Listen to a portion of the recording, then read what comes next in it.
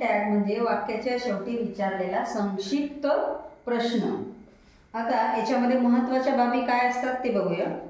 आता पहिला नियम आहे की होकारार्थी वाक्याचा क्वेश्चन टॅग नकारार्थक होतो व नकारदर्शक वाक्याचा होकारदर्शक होतो, हे लक्षात ठेवायचं आहे। आता त्याचा आपण एक्झाम्पल बघूया।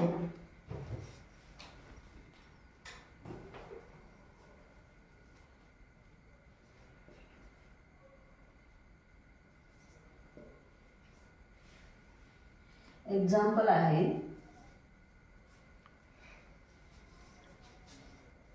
C is a doctor.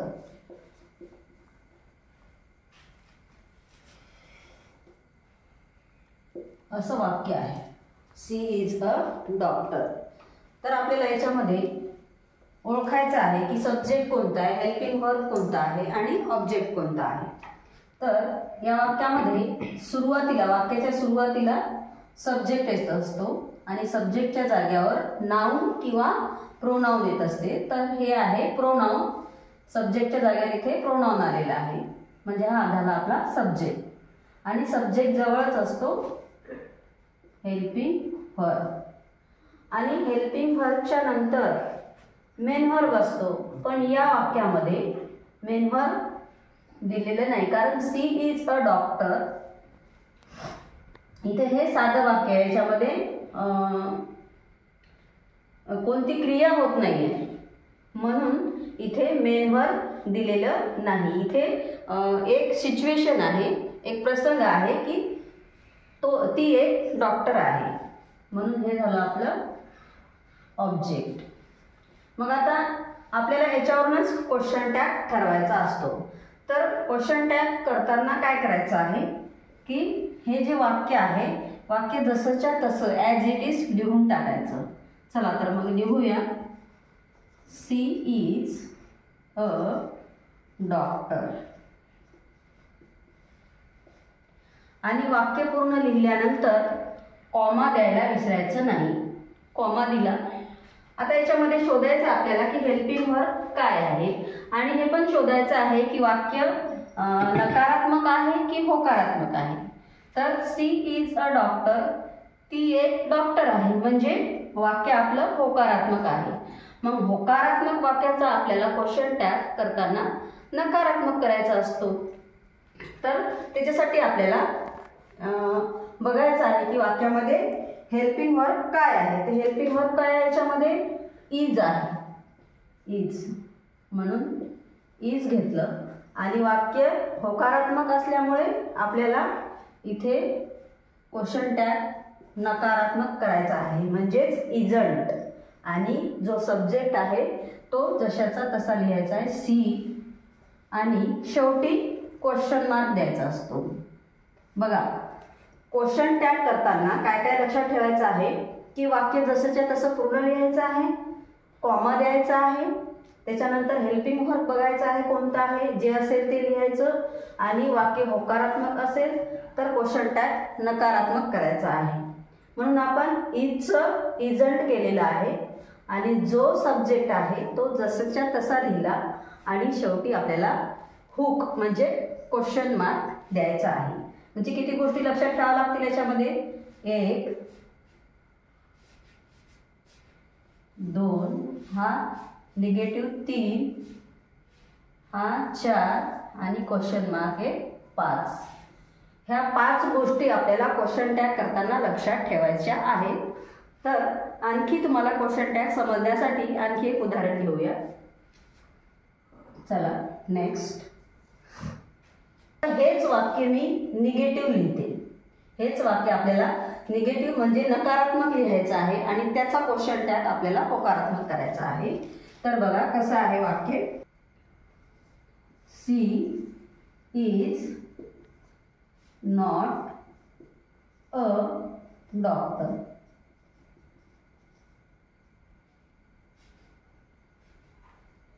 हे आपलं सेंटेन्स आहे।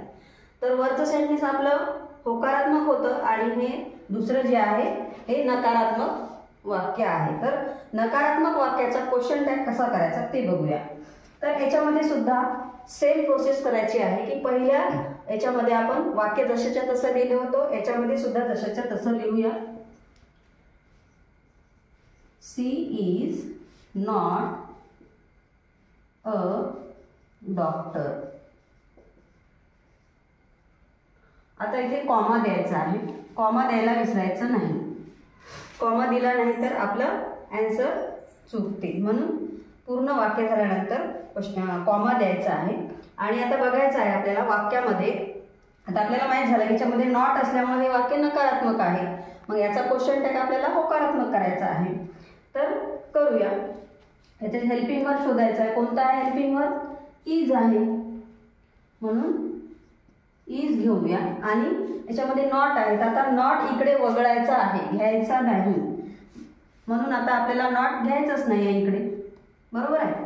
आता आपला जो सब्जेक्ट आहे तो ॲज इट इज लिहून टाकायचा आणि शेवटी आपल्याला क्वेश्चन मार्क द्यायचा आहे.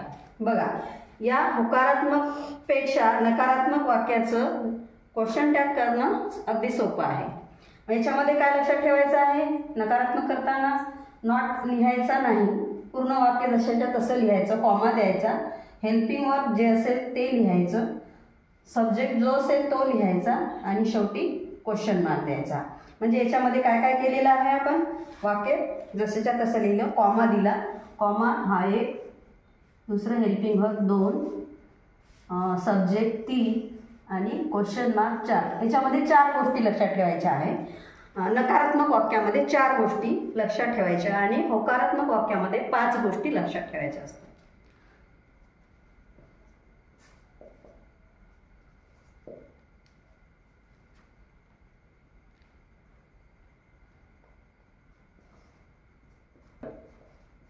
आता पॉजच राहू. They playing, they are playing cricket.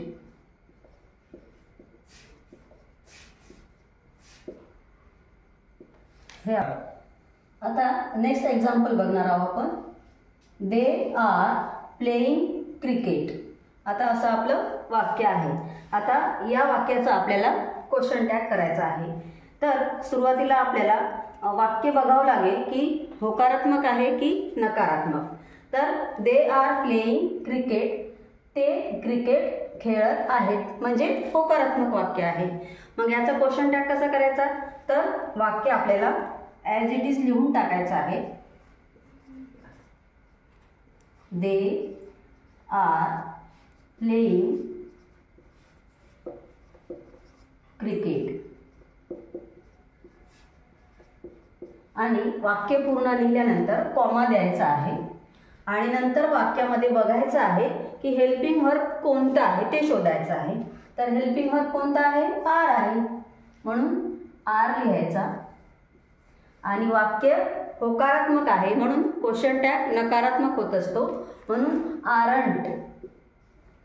आणि हेल्पिंग वर्ब काय आहे? दे. आरंट दे. आणि शेवटी क्वेश्चन मार्क. बघा किती सोपं होतं. वाक्य जसंच्या तसं लिहायचं, कॉमा द्यायचा, वाक्य होकारार्थी असेल तर क्वेश्चन टॅग नकारार्थी करायचा आहे. म्हणून आपण इथे नॉट घेतलेला आहे आणि जे हेल्पिंग वर्ब आहे ते घ्यायचं आहे. आरचं इथे आपण आरंट केलेलं आहे.